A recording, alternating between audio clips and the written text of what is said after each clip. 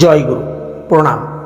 আজ 174তম পর্বে শ্রী শ্রী ঠাকুর অনুকূল চন্দ্রের দিব্য জীবনের কথা, তার দিব্য লীলার কথা, তার অলৌকিক শক্তির কথা, তার প্রেম ভালোবাসার কথা, যে কথা শ্রবণের মধ্য দিয়ে মানব জীবন আনন্দ মুখর হয়ে ওঠে, যে কথা শ্রবণের মধ্য দিয়ে মানব জীবন ধর্মময় হয়ে ওঠে, যে কথা শ্রবণের মধ্য দিয়ে মানব জীবন ভক্তিময় হয়ে ওঠে, সেই কথা। বাগানের নিচ দিয়ে পথ, সেই পথেই চলেছেন শ্রী শ্রী ঠাকুর অনুকূল চন্দ্র। এমন সময় কোন দিক দিয়ে একটা বাজ পাখি পড় পড় করে এসে বসলো তার কাঁধের উপর। ঝড়ে জলে জর্জরিত, কাঁপছে থরথর করে। একটু বিশ্রাম না করলে আর উঠতে পারবে না। পাছে চললে পাখির কষ্ট হয়, মন আতঙ্কিত হয়, তাই দাঁড়িয়ে রইল চুপ করে, একটুও নড়ে না, খুঁটির মতো নিশ্চর। এদিকে বাঁশপাতা চোয়ানো জল পড়ছে মাথায়, ঠান্ডা হাওয়া এসে লাগছে ভিজে গায়ে। কিন্তু যে আশ্রয় নিয়েছে তাকে নিরাশ্রয় করবে কেমন করে? যে তাকেই বাঞ্ছা করেছে তাকে বঞ্চিত করবে কোন হৃদয়ে?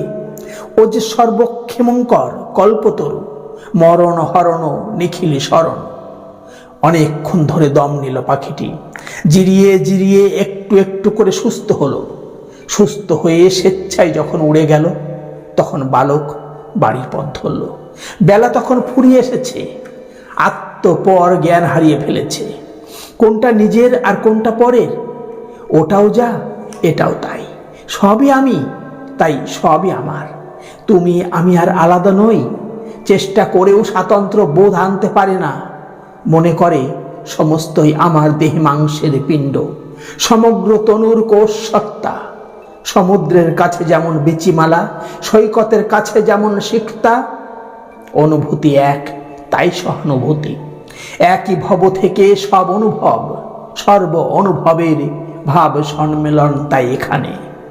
তুমি ঈশ্বরকে না চাইলে কি হবে? ঈশ্বর যে তোমাকে চান।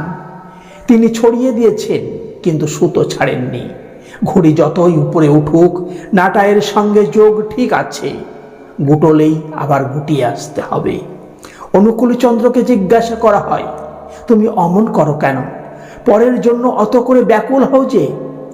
বলে, না হয়ে যে পারি নে। আমার এক হাতে রোগ হলে আর এক হাত কি করে? যাদের নিয়ে আমার আমি, তাদের অসুস্থ রেখে আমার স্বস্তি কোথায়? আসলে পর বলে কেউ নেই। কারো গায়ে একটু কাঁটা বিঁধলে ওর বুকে ফাল হয়ে বেঁধে। তরঙ্গ যখন কূলে এসে লাগে, তখন বড় হয়েই লাগে। জীবের পায়ের কাঁটা ভগবানের বুকের শেল। জয়গুরু। আজ এই পর্যন্তই।